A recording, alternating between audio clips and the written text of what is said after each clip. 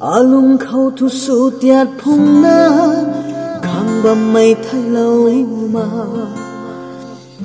alung khâu thu su dầm xin na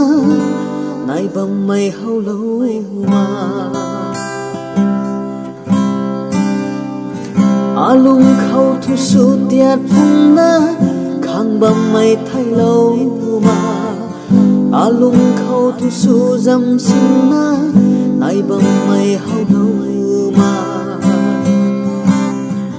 cả sinh phu đất năm lạc mây lung khâu cả dầm quay hay thâu ruy hao lâu pu ni cho hay bùi và năm khâu hay buồn ghi này năm người phùng khá lâu na ro aram den ra hay ca mấy thay tâm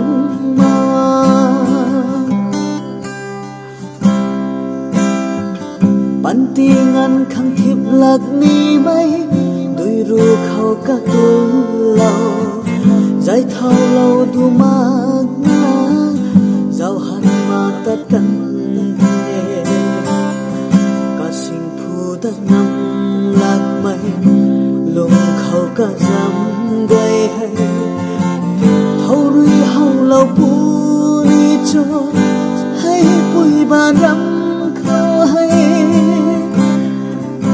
วันghi ngày nắng về phùng khá lâu na ro aram bên ra hay ca mấy thay tan na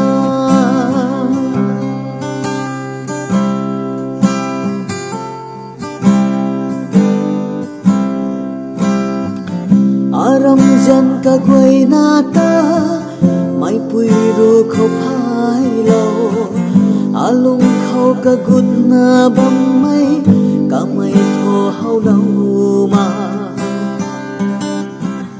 panti khang ka gun mun la ni mai tam mai mai hay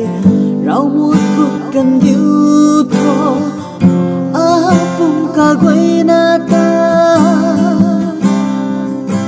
ka ning su da nang lúc biển